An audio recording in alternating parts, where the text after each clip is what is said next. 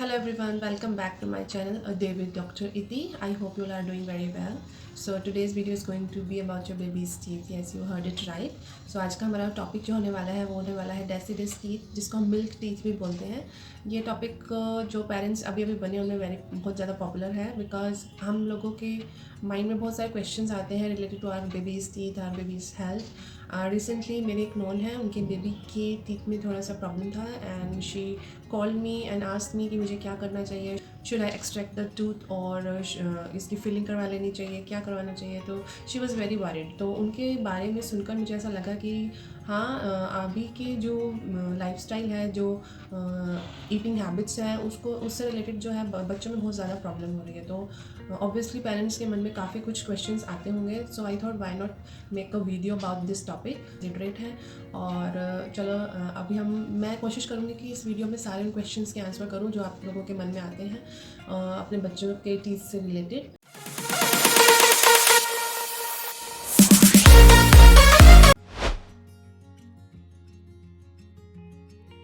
सबसे पहले हम ये देखेंगे कि हमारे बच्चों के मुंह में कितने दांत होते हैं। हमारे बच्चों के मुंह में 20 दांत होते हैं, और जैसे कि अडल्ट के मुंह में 32 टीथ होते हैं आइडियली, बट बच्चों के मुंह में 20 दांत होते हैं। तो ऐसा क्यों होता है? ऐसा इसलिए होता है क्योंकि बच्चों की जोक का साइज़ जो होता है वो छोटा होता है। तो जैसे जैसे जोक का साइज़ बढ़ता है हम परमानेंट टीथ की तरफ जाते हैं, तो हमारे नंबर ऑफ़ टीथ बढ़ जाएंगे। ठीक है, अब 20 दांत होते हैं, 10 ऊपर होते हैं एंड 10 नीचे होते हैं। ये हमें क्लियर हो गया।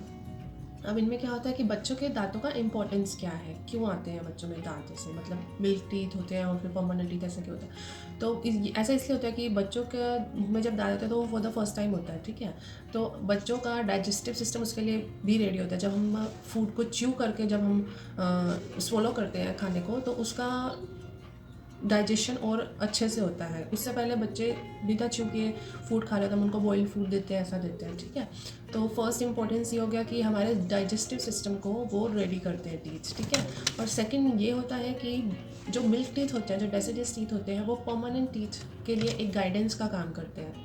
मतलब जब परमानेंट टीथ आएंगे तो उनको एक स्पेस देते हैं, वो उसी डायरेक्शन में आएंगे जो मिल्क टीथ होते हैं। अब कई पेशेंट्स क्या होते हैं, वो बोलते हैं कि अगर उनके दांत में, उनके बच्चों के दांत में कुछ प्रॉब्लम है, कैविटी है या उनको पेन हो रहा है या कुछ भी, तो वो बोलते हैं कि इसको निकलवा देते हैं।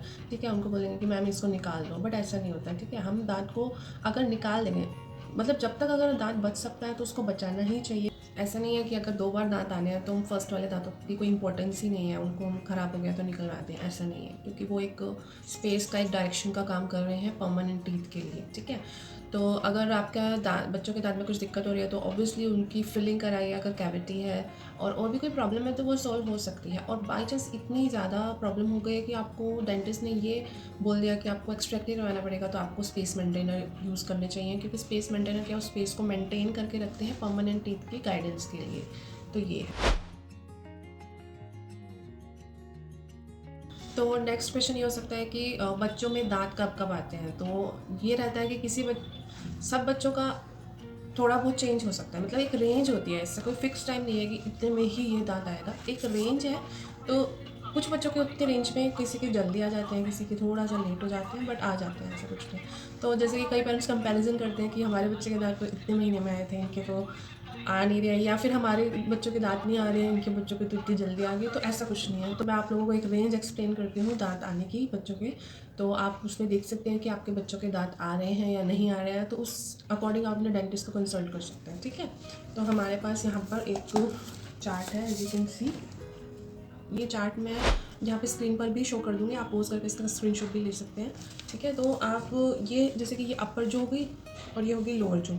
ठीक है, तो जो आपको येलो कलर के दिख रहे हैं ये हमारे सेंट्रल इंसाइजर होते हैं, मतलब बच्चों के सेंट्रल इंसाइजर होते हैं। जो ग्रीन कलर में है अपर लोअर, ये लेटरल है। ये चारों हमारे जो इंसाइजर्स हैं, जिनसे हम बाइट करने का काम करते हैं, खाने को काटने का काम करते हैं। ठीक है, और ये जो हमारे पास ब्लू कलर के दिख रहे हैं, ये शार्प टीथ जो आप देखेंगे अपने बच्चों के मुंह में, कैनाइन्स इनको बोलते हैं। ठीक है, और फिर बाद के जो आप ये रेड एंड ऑरेंज देख रहे हैं, ये चारों हमारे पास जो है अपर लोअर, ये काम करेंगे आपके बच्चों को के मुंह में खाने को चबाने का, च्यू करने का काम करेंगे। ठीक है, ये तो हम अब इनमें देख लेते हैं कि ये आते कब कब है। ठीक है, अब आपको समझ आ जाएगा।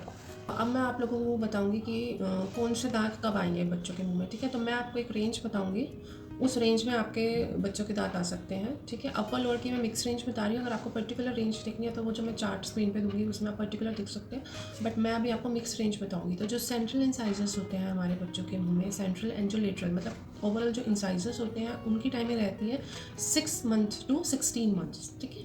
6 मंथ्स टू 16 मंथ्स की रेंज में आपके बीच के जो मैंने बताए दांत और साइड के सेंट्रल एंड लेटरल इंसाइजर्स जो मैंने आपके बताए हैं वो आ जाएंगे अपर एंड लोअर दोनों में, ठीक है। मैं आपको चार्ट में दिखा देती हूँ, क्लियर हो जाएगा। ये आपके येलो ग्रीन ये जो टीथ हैं आपके सेंट्रल एंड लेटरल इंसाइजर्स हैं, ये आपके 6 टू 16 मंथ की रेंज में आ जाएंगे, ठीक। फिर आती है बच्चों की जाड़। तो बच्चों की जाड़ जो कि पीछे का दांत होता है, जो मैं फर्स्ट बता रही हूँ, फर्स्ट मोलर जिसे कहते हैं, वो जो आता है उसकी वो खाने को च्यू करने का काम करता है, खाने को चबाने का काम करता है। तो जो फर्स्ट मोलर होता है वो आता है 13 टू 19 मंथ्स। 13 एंड 19 मंथ्स में आपके upper first molars and lower first molars यानी कि 4 जाड़ आपकी आ जाएंगी, 2 ऊपर 2 नीचे, इस रेंज में बीच में कभी भी आ सकते हैं। उसके बाद आता है आपका शार्प कैनाइन, ठीक है। और कैनाइन कब आते हैं, जैसे कि ऊपर के 2 कैनाइन हो गए और नीचे के 2 कैनाइन, 4 कैनाइन हैं आपके पास जो तीखे वाले दांत होते हैं।